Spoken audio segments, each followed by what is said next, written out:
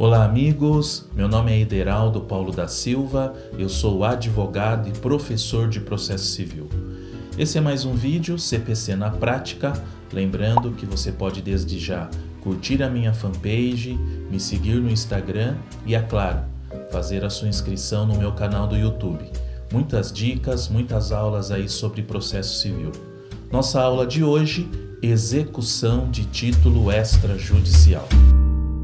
Pois bem, colegas, a partir de agora nós vamos tratar da modalidade onde o credor, ok, ele possui um título executivo extrajudicial. Veja bem, por vezes, para alcançar minha pretensão, eu posso me valer de uma ação pelo procedimento comum, de uma ação de tutela provisória, de um procedimento especial, mas hoje, de forma específica, a nossa pretensão é receber um crédito. Então eu vou tratar com vocês hoje da execução por quantia certa contra devedor solvente. E olha só, esse título extrajudicial que o credor deve ter em mãos, ele precisa ser líquido, certo e exigível. E os títulos extrajudiciais, eles se encontram lá no artigo 784. Vamos lembrar? Promissória, cheque, contrato e outros documentos que dão margem para que eu possa buscar a minha pretensão executiva. Só que tem um detalhe. Nesse mesmo artigo 784, que lista inúmeros títulos extrajudiciais, existe lá uma possibilidade também nova, no CPC, não é de uma situação nova, de que eu possa executar aquelas dívidas referente a condomínio. Lembra condomínio edilício? No Código Antigo, a partir do momento que eu tinha um crédito para receber de uma dívida de condomínio, eu me valia de uma ação pelo rito sumário. Mas agora, olha só que interessante, o legislador acabou alçando as dívidas de condomínio para título executivo extrajudicial. Então, como eu digo nas minhas aulas presenciais, se a senhorinha lá do apartamento 70 está devendo o condomínio, ao invés de ingressar com uma ação de conhecimento, eu posso imediatamente mandar citá-la para que ela pague em 3 dias sob pena de penhora, o que obviamente é bem melhor. Tudo bem? Mas ao mesmo tempo que eu tenho essa relação de títulos extrajudiciais lá no artigo 784, logo em seguida o artigo 785 diz que nada impede que o credor tenha a opção de, ao invés de ajuizar uma ação de execução, buscar uma ação de conhecimento. Ok? Então fica a dica para você nos seus estudos ou para você que já está advogando. Pois bem, se eu tenho um título extrajudicial, eu vou elaborar a minha petição inicial. E eu peço sempre nas minhas aulas uma atenção muito especial com o pedido. Pedido por quê? Porque eu não posso destacar o pedido que eu fiz numa ação de conhecimento, numa ação de consignação, numa ação monitória, destacá-lo e colocar na minha petição inicial de execução de título extra.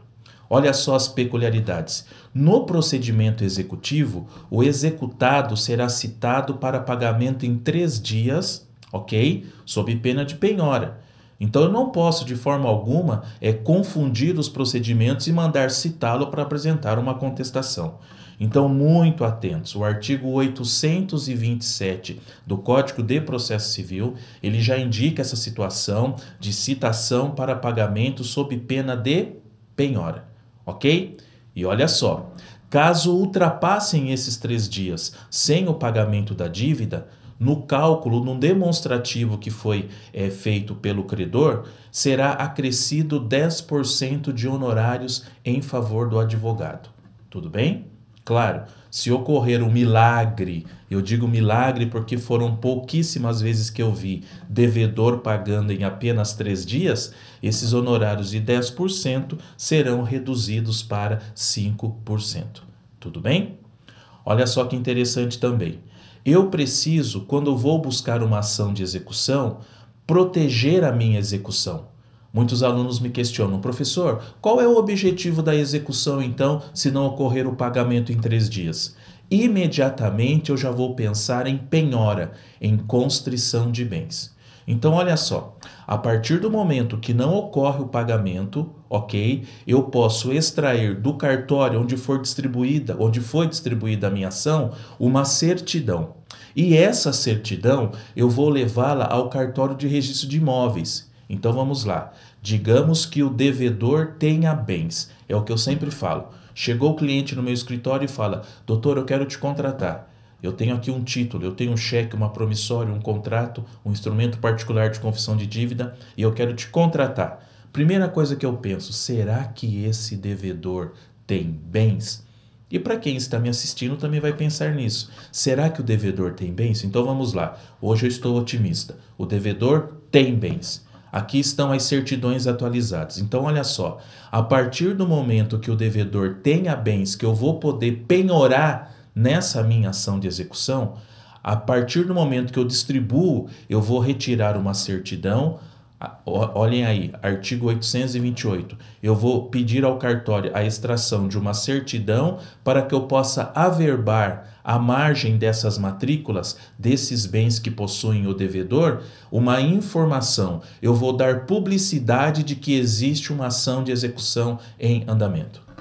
Mas, Ederaldo, isso aí eu vou ter despesa. Sim, você, advogado do credor, ou melhor, você, credor, terá despesas. Mas isso aí é essencial, porque lá adiante, vamos pensar lá adiante, se eventualmente vier uma informação de venda do bem, se eventualmente vier um embargos de terceiro dizendo: olha, esse bem que você está querendo penhorar me pertence. Então eu já posso imediatamente apresentar essa certidão e esse terceiro aí, ele será com certeza um terceiro adquirente de má-fé. Por quê? Porque ao tempo do ajuizamento da ação, eu tive o cuidado de dar publicidade dessa ação de execução nesse imóvel que agora eu pretendo penhorar. Tudo bem? Então, vamos lá. Eu consegui distribuir a minha ação de execução. Esse devedor, ele tem bens, ele tem patrimônio, ele tem imóveis, ele tem veículos. Então eu posso requerer uma extração de uma certidão no cartório, ok? No cartório fórum e encaminhar para averbação no cartório de registro de imóveis, ok? Olha só, colegas, também sou muito questionado. Ederaldo, quando eu for distribuir a minha ação de execução e eu já sabendo que o devedor tem bens, eu já posso colocá-la na minha petição inicial? Eu adoro quando me perguntam isso, porque é onde eu tenho condições de dar palpite na petição inicial. Ainda nós temos algumas petições iniciais de execução com um pedido muito resumido. Citação, 3 dias, posteriormente produção de alguma prova, ou seja, não tem que produzir prova. Ok? É citação, no item B, a penhora do bem abaixo descrito, no item C, caso não seja feito o pagamento, eu já posso eventualmente requerer algum tipo de arresto executivo, que nós vamos tratar daqui a pouco. Então eu insisto, verifique o tipo de pedido que você coloca na sua inicial de execução. É evidente que eu tenho que colocar, mais ou menos assim, olha: caso não seja realizado o pagamento no prazo de 3 dias, desde já requer o credor a penhora dos bens abaixo descritos. E coloca lá os bens, ok? Então eu devo colocar, já indique. Não, por questão de estratégia, vamos esperar. Esperar o quê, criatura? Não tenho o que esperar. Com certeza, esse cidadão que deve para o teu cliente, deve para outro. Então, se é um devedor que tem bens, olha o milagre, surgiu no nosso escritório um devedor que tenha bens para penhorar. Tome essa providência logo no início, logo na petição inicial. Extraia as certidões atualizadas dos imóveis, busque informações de veículos e lá você fará a averbação. E na petição inicial você já vai indicar quais os bens você pretende que seja objeto de penhora. Tudo bem? Olha só que interessante. Muitos credores ficam bravos porque dizem aos seus advogados: mas doutor, como ele não tem bens para penhorar? Olha a casa que ele mora, olha a viagem que ele faz e eu não consigo visitar minha sogra na cidade vizinha. Mas olha só, lógico, muitos devedores, quando já estão aí na iminência ou sofrendo uma ação de execução, eles começam a dilapidar patrimônio, transfere, doa. Então eu preciso verificar muito atento a essa situação. Nós vamos tratar daqui a pouco da fraude de execução e fraude contra credores, mas antes eu lembro o seguinte: a partir do momento que é feita a citação, a partir do momento que o devedor, o executado, não paga naquele prazo que nós já falamos aqui de 3 dias, eu posso perfeitamente requerer que o nome dele seja levado ao rol dos maus pagadores. Eu vou pedir para negativar o nome do devedor. Então vamos lembrar? Eu tenho 2 artigos para eu poder trabalhar. Artigo 782, parágrafo 3º, eu vou fazer um requerimento para o magistrado dizendo o seguinte: bom, excelência, já que ele não efetuou o pagamento no prazo de 3 dias, eu quero uma certidão que eu quero que ele seja negativado no Serasa. Uma outra situação também possível: eu quero que o nome dele seja protestado.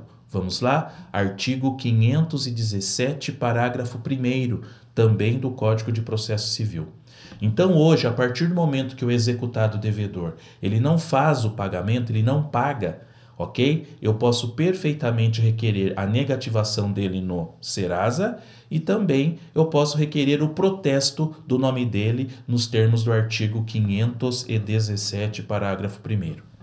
Bom, Ederaldo, mas e se eu for advogado do devedor? Ou para você que é estudante: professor, mas e o devedor? Essa negativação vai permanecer para sempre? Não, olha só. O 782, parágrafo 3º, que trata de negativar nome de devedor no Serasa, ele pode ser cancelado, ela pode ser cancelada essa negativação desde que haja penhora no processo.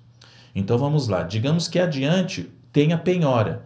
Então quando tiver penhora, nesse caso, já será possível o cancelamento do Serasa. Agora tem um detalhe.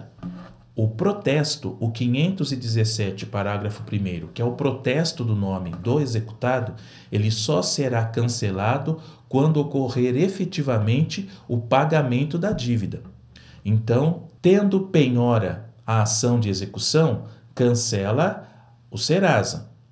Ok? Serasa cancelado. Porém, o protesto ele fica. O protesto só será cancelado quando ocorrer o efetivo pagamento da dívida.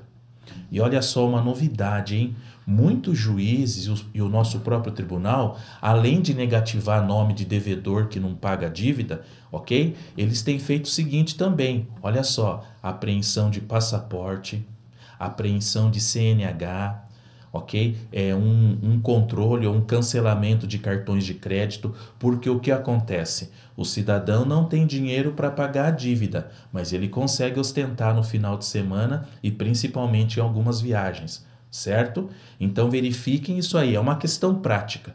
É possível o magistrado impor sanções, correto? Que eventualmente não estejam previstas em lei, de acordo com o caso concreto. E uma das sanções, além de negativar o nome do devedor, é justamente o quê? Apreensão de passaporte e outras situações já ditas aqui. Bom, olha só. Quando eu penso em ação de execução, eu disse há pouco, alguns devedores começam a dilapidar, vender bens, e isso acontece, não adianta. Só que tem um detalhe: o Código de Processo Civil, lá no artigo 774, ele trata dos atos atentatórios à dignidade da justiça. Devedor é um problema, não é? Embora lá na nossa aula de embargos à execução eu já tenha dito aqui para vocês que devedor também é gente, só que o devedor às vezes tem alguns que começam a praticar atos estranhos dentro do processo, que pode o quê? Que pode impor multa. Então, aquele que frauda a execução, aquele que intimado não indica onde se encontram os bens passíveis de penhora, aquele que tenta retardar o andamento do processo com atos, situações ardilosas. Então, nesse caso, nada impede que eu, credor, faça um requerimento ao magistrado pedindo a ele que imponha algumas outras sanções, como o pagamento de multa. Tudo bem?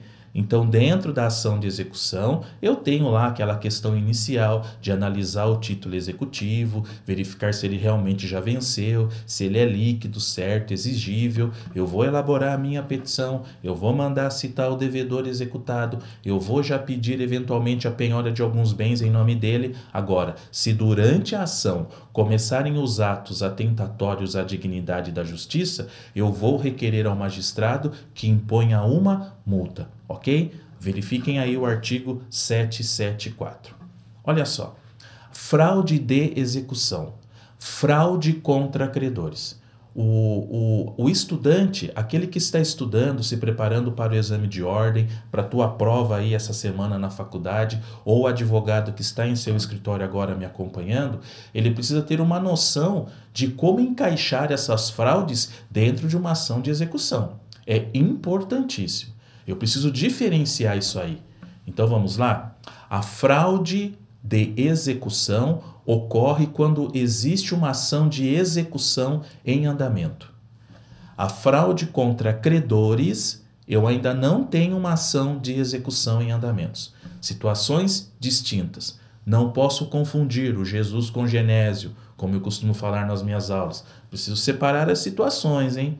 Olha só, a fraude de execução ocorre quando, dentro do processo de execução, ok? O executado, o devedor, ele pratica atos de dilapidar o seu patrimônio, vender os bens, doar os bens com a ação de execução em andamento, e isso vai fazer com que eu não tenha mais nenhum bem para que o credor penhore. Já existe uma ação de execução em andamento.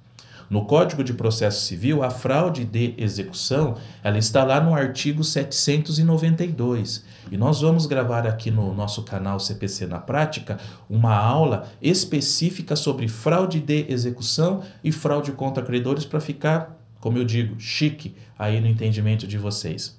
Mas em rápidas palavras aqui, não é dentro da aula de execução, eu já tenho uma execução em andamento, ok? Porém, o executado, ele está vendendo seus bens, ele já vendeu, não tem bens para penhorar, ele já foi citado. Quando eu pedi para penhorar um determinado bem, veio o oficial e disse, olha, ele já falou que vendeu e não tem mais nada em nome dele. Eu posso perfeitamente requerer ao juiz que decrete a fraude de execução. Quando o juiz decretar a fraude de execução, ele não está anulando a venda. Quando um juiz decreta a fraude de execução, ele está tornando a venda ineficaz. Ineficaz perante a minha execução. Porque se o colega do escritório ao lado do meu também estiver executando esse devedor, ele não pode penhorar esse bem. Apenas eu posso penhorar. Porque essa ineficácia da venda foi decretada na minha execução. Tudo bem? Fraude de execução já tem execução em andamento. O juiz pode decretar a ineficácia da venda que foi feita. Se for decretada a ineficácia da venda, até mesmo estando já em nome de uma outra pessoa, eu posso penhorar esse bem. Ok? Tá. A fraude contra credores, olha só, eu sou o credor, eu não executei ainda. Ela está toda disciplinada lá no nosso Código Civil. Vamos lembrar? Artigo 158, 159, 160... Quando eu ingressar com uma ação chamada, vamos lembrar, ação pauliana ou ação revocatória, o objetivo é trazer de volta ao patrimônio desse devedor bens que ele vendeu, que ele doou. Fraude contra credores, ação pauliana, eu preciso distribuir a ação pauliana.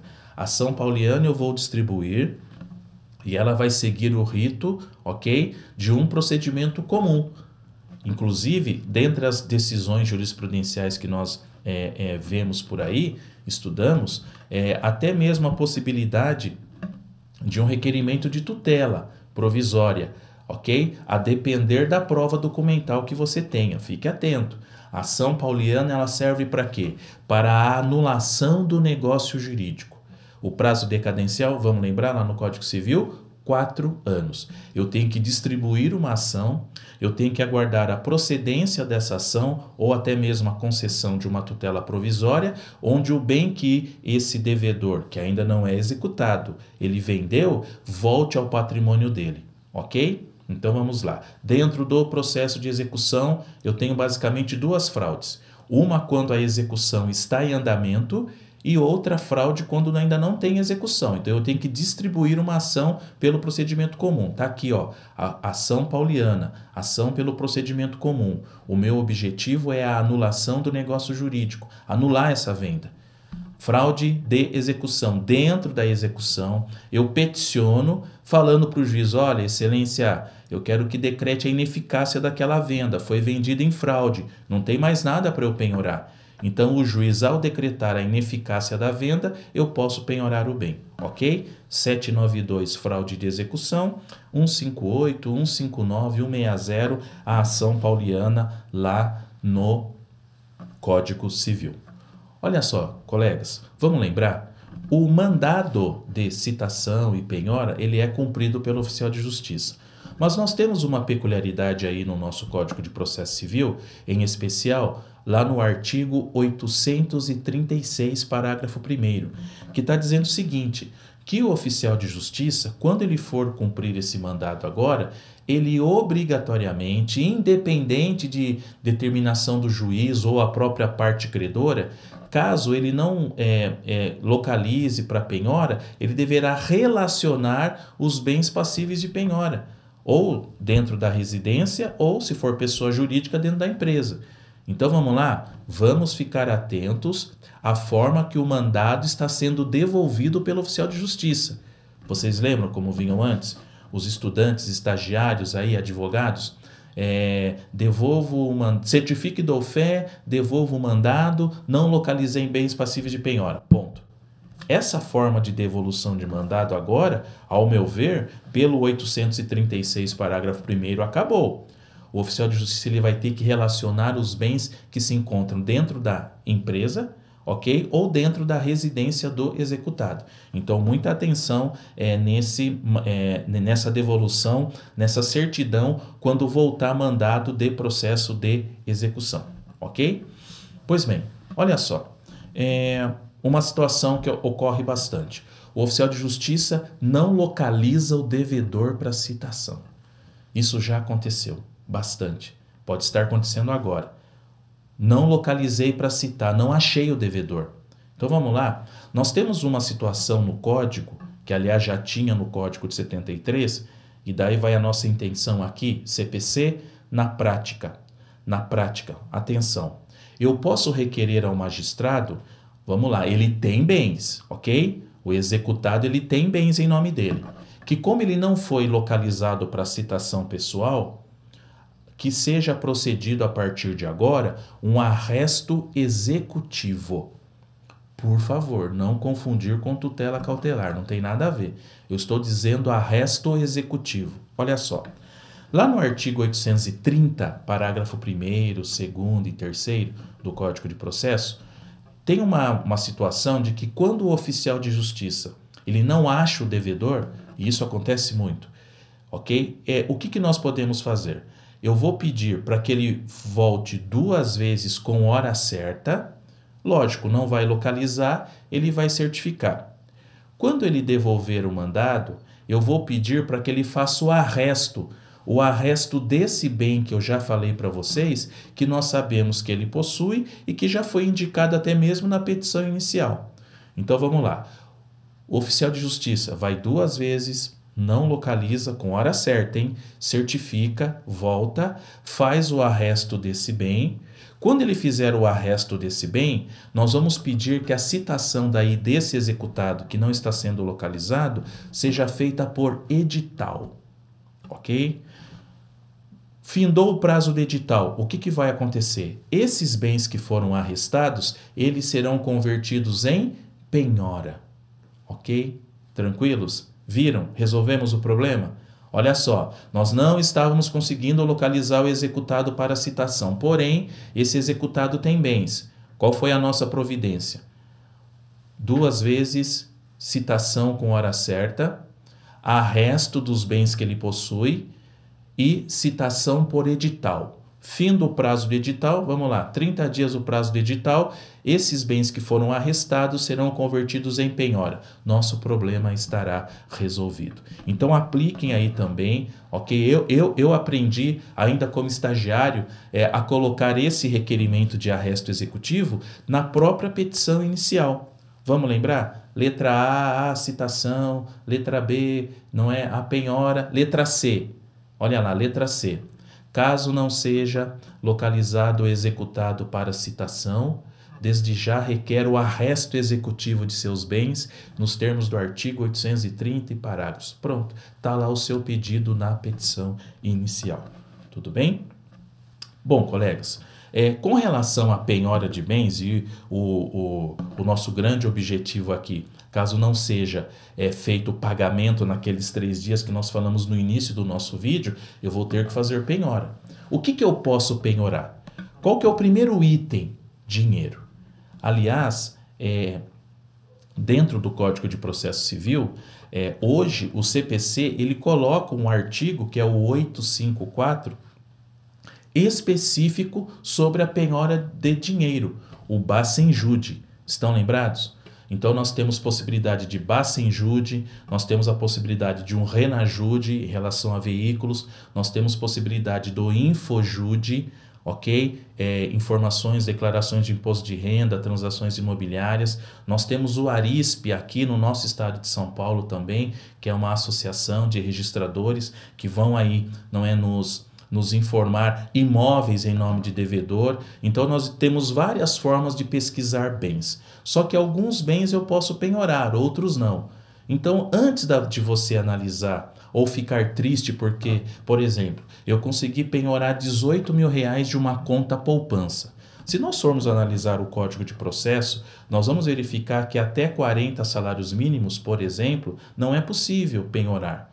Só que na prática, CPC é aqui na prática. O que nós vemos? Alguns advogados e os tribunais autorizando penhora de valores até 40 salários mínimos em poupança, que seja para pagar alimentos, ou então quando se consegue uma informação do banco que essa conta poupança é vinculada à conta corrente, então vai da sua pesquisa e da sua análise ao caso concreto.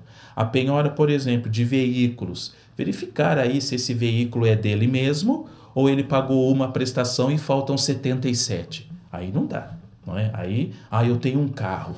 Doutor, ele tem um carro, maravilha. E daí? Ele pagou 2 prestações lá na financeira, só faltam 50. Quer dizer, não tem como. Outra situação importante, o salário. Não é? O salário é penhorável? Depende. Palavra que o advogado adora, não é? Além de honorários. Depende se o salário é penhorável. Quanto que se pode penhorar de um salário? Qual é a origem dessa dívida? A dívida é de pensão alimentícia? Olha só, a dívida de execução de honorários, eu posso pensar em penhorar uma parcela desse salário que ele ganha. Por quê? Eu não posso penhorar todo o salário. Então, a depender do caso concreto. Então, as pesquisas em contas bancárias, a questão dos veículos, ok? Muito me questionam e algumas previdências privadas, e isso aí, quem me trouxe essa informação, para quem me acompanha, vai lembrar que eu já disse isso em sala de aula.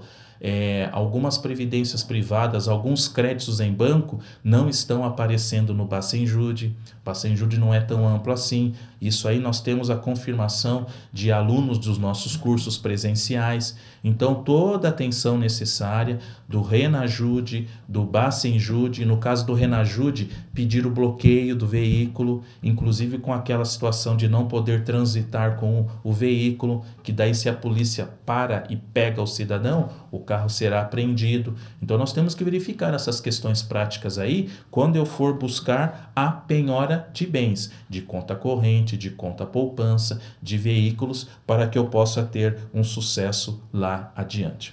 Olha só, dentro do processo de execução, quando o oficial de justiça ele entrega o mandado ao executado devedor, lá terá uma previsão dizendo o seguinte, que caso ele queira, ele poderá efetuar um pagamento parcelado. Executado pode pagar na forma parcelada a dívida. Vamos lembrar? Está lá no artigo 916 do CPC. Ele pode pagar os 30% da dívida, incluindo custas, honorários, e as parcelas que se vencerem, ele pode pagar até 6 vezes. Então vamos lá, 30%, incluindo o principal, as custas e os honorários do advogado, e também 6 parcelas iguais consecutivas. Essa mesma situação de pagamento parcelado, nós temos previsto também na ação monitória. Olha uma novidade aí, logo logo uma ação monitória, nós vamos tratar aqui no nosso canal também, hein? Então, o executado, o devedor, quando recebe, ele pode pagar a dívida de forma parcelada. Bom, se eu fiz a penhora de um imóvel, logicamente, de um terreno, de uma casa, além da penhora, eu preciso registrar essa penhora, certo? Fiz a penhora de um imóvel, penhora regular, ótimo, maravilha. Mas eu preciso também registrar a penhora. E olha só, esse bem que foi penhorado, esse bem aí que está apto, que está constrito, quando chegar na fase de expropriação de bens, eu tenho 3 situações básicas. Levar esse bem penhorado para leilão, fazer alienação por iniciativa particular ou adjudicar o bem, ficar com o bem por conta do meu crédito, ok? A partir do momento que eu tenho a penhora de um imóvel, que eu fiz a penhora desse imóvel, eu necessitei registrar essa penhora. Maravilha. Agora, vamos entrar numa situação de expropriar esses bens penhorados. Bom, se for dinheiro, eu vou requerer a expedição do levantamento, da guia de levantamento ou expedição do alvará, para que eu possa, logicamente, receber o valor em dinheiro penhorado. Agora, tratando-se de imóveis, eu posso requerer o leilão, eu posso requerer daí também a alienação por iniciativa particular ou ainda eu posso requerer a adjudicação dos bens. Lá no juizado, por vezes, nós somos intimados, não é? Manifeste o exequente se há interesse na adjudicação dos bens. Ou seja, se eu quero ficar com o bem por conta do meu crédito. Então, essa situação eu preciso analisar ao tempo, não é, da fase de expropriação do bem que foi penhorado. Bom, eu estava totalmente otimista, falei aqui de penhora, de registro de penhora, de pesquisa de bens, mas vamos lá? E se não localizar bens para penhora? Meu Deus do céu! Fizemos uma ação de execução, distribuímos a ação de execução e, pasme, nós não localizamos nada para penhora. Com certeza o nosso cliente está bravo. Mas processualmente eu preciso trabalhar agora com o artigo 921.3. Porque o que eu vou requerer? Eu vou requerer ao magistrado a suspensão da ação de execução pela ausência de bens passíveis de penhora. É importante que eu requeira essa suspensão de bens. É importante que eu requeira ao juiz a suspensão e arquivamento do feito, porque se eventualmente ele suspende e arquiva por conta, eu posso começar a sofrer a questão da prescrição intercorrente. Fiquei inerte, não pedi para o juiz suspender a ação, o juiz por conta mandou o arquivo, então muito cuidado para não prescrever, da prescrição intercorrente desse título que você tem, da sua execução, ok? A depender aí 3 anos, a depender aí 5 anos, em que pese o título executivo extrajudicial. Então, caso você não localize bens passíveis de penhora, você pede para suspender, ok? O andamento da execução. Nesse primeiro ano que está suspenso, não corre prescrição e quando findar o prazo, vez ou outra, pede para desarquivar, peça novas pesquisas de Renajude, Bacenjude, Infojude, Arispe, para que você possa localizar bens passíveis de penhora. Eu insisto, hein? Execução é penhora de bens. A partir do momento que não tem bens para penhorar, pede para suspender aqui nos termos do artigo 921.